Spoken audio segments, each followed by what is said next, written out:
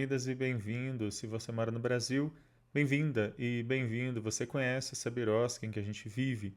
E hoje eu vou falar sobre uma decisão recente do Tribunal Regional do Trabalho do Rio Grande do Sul, que negou a uma mulher, a uma advogada gestante, o direito legal de fazer a sua sustentação oral com prioridade, já que ela estava grávida de 8 meses e não estava se sentindo bem.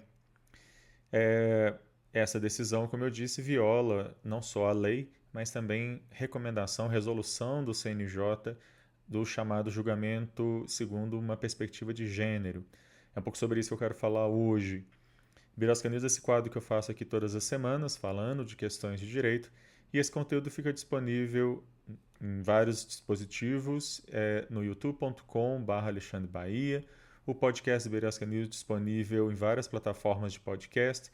Se você gostar desse conteúdo, curta, compartilhe, assine os canais, ative o sininho para ser notificado todas as vezes que vier um novo episódio.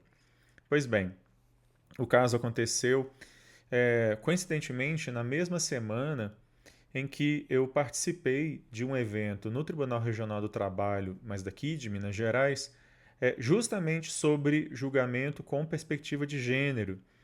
O Conselho Nacional de Justiça aprovou uma norma que fala para os tribunais da necessidade deles revisarem a forma como eles julgam, levando em consideração questões relativas à desigualdade estrutural entre homens e mulheres.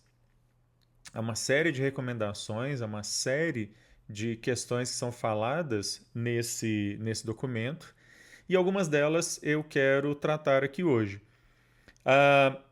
E além disso, existe também uma legislação, o Estatuto da OAB, que é uma lei federal, a Lei 8.906 de 94, que especificamente fala sobre a questão de mulheres gestantes terem reconhecidos aí alguns direitos a elas, em razão justamente de uma situação que muitas vezes mulheres na advocacia se veem privadas de exercício da sua função, até então, justamente porque não era levada em consideração essa situação, e a lei, ao ser alterada, visou gerar esse benefício, mas aparentemente não basta a lei pelo visto. O caso, então, eu quero contar primeiro o caso para depois falar dessas fundamentações.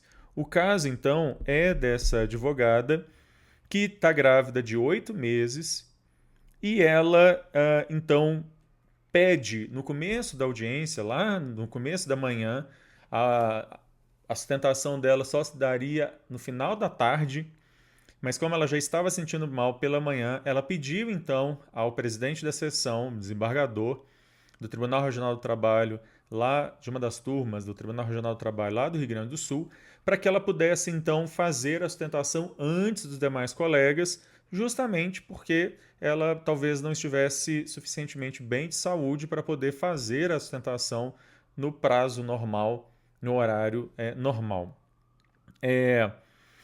O desembargador não aceitou e mais ainda, inclusive, em determinado momento em que ele discute com a advogada, ele inclusive diz que não sabia se efetivamente ela estava grávida.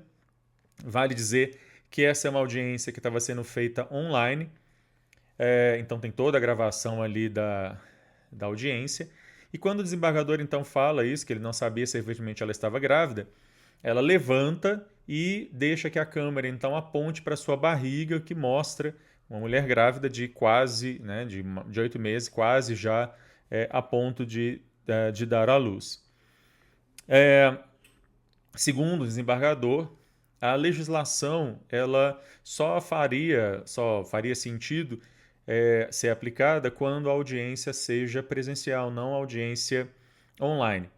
Diz o artigo 7º A do Estatuto da OAB, que foi alterado lá em 2016, e veio estabelecer o seguinte: são direitos da advogada, especificamente da mulher advogada.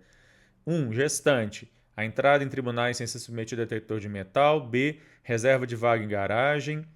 E aí vem o inciso 2, que fala sobre a mulher lactante. O 3.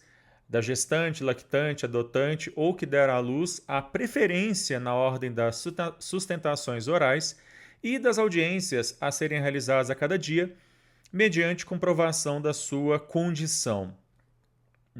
Não há nenhuma dúvida de que ela estava grávida, ela pediu isso antecipadamente e isso lhe foi negado veementemente pelo desembargador. Vale anotar que outros membros ou desembargadores da Câmara concordaram com a advogada. O Ministério Público do Trabalho, que é o órgão do Ministério Público que atua nessa justiça, também se manifestou favoravelmente, e outros advogados que também estavam presentes na sessão também disseram que concordaram que ela fizesse a manifestação dela antecipadamente, mas nada disso demoveu o desembargador. O julgamento, o protocolo do julgamento com perspectiva de gênero do CNJ, ele diz algumas coisas bastante interessantes. Ele diz que homens e mulheres são atribuídas características diferentes, que têm significados e cargas valorativas diferentes. O pouco valor que se atribui àquilo que associamos culturalmente ao feminino, em comparação com o masculino, é fruto da relação de poder entre os gêneros. E aí, essa é a parte mais teórica. Na parte mais prática do protocolo, porque ele tem essa parte mais teórica e depois ele vai falar, olha, vamos dar exemplos de como é que se dá essa diferença de gêneros no judiciário.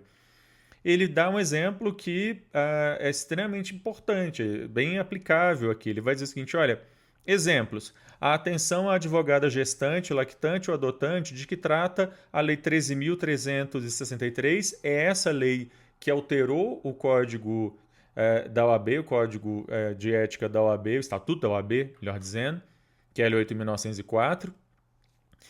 Então, a atenção à advogada gestante deve ser vetor no que couber para as demais mulheres envolvidas no processo. Nesse sentido, a magistrada ou magistrado deve dar atenção à duração dos atos e às precedências necessárias quando as mulheres, nessas condições, estiverem envolvidas. E aí por aí vai. Fala que audiências longas devem ser... se a audiência for muito longa, o juiz ou a juíza deve levar em consideração especial a situação da mulher. Enfim, uma série de coisas que foram absolutamente desconsideradas por esse desembargador. Vale anotar que esse protocolo, essa resolução do CNJ, ela é algo que o CNJ, inclusive, criou várias comissões para que isso seja implementado. Todos os tribunais devem implementar cursos para que os juízes e outros servidores da justiça sejam cientes disso. Por isso, inclusive, eu estive semana passada no TRT de Minas, eu entre várias outras pessoas que fomos lá expor para falar sobre isso. A minha questão lá era sobre mulheres trans e travestis perante a justiça. Mas, infelizmente, ainda parece ser uma realidade muito longe da ponta aí de boa parte dos nossos tribunais. Felizmente, houve algumas boas manifestações. O Ministério Público do Trabalho soltou uma nota se solidarizando com a advogada. A OAB do Rio Grande do Sul, assim como a OAB Federal, também fizeram notas se solidarizando com a advogada e também dizendo que vão fazer representações contra esse desembargador, tanto na Corregedoria do TRT do Rio Grande do Sul, quanto no CNJ, no próprio CNJ, que, aliás, é de onde veio essa resolução sobre julgamento com perspectiva de gênero. E interessante que o próprio TRT do Rio Grande do Sul fez uma nota dizendo que o comportamento do desembargador não era compatível com aquilo que o TRT acredita e que ele valoriza o trabalho da mulher, enfim.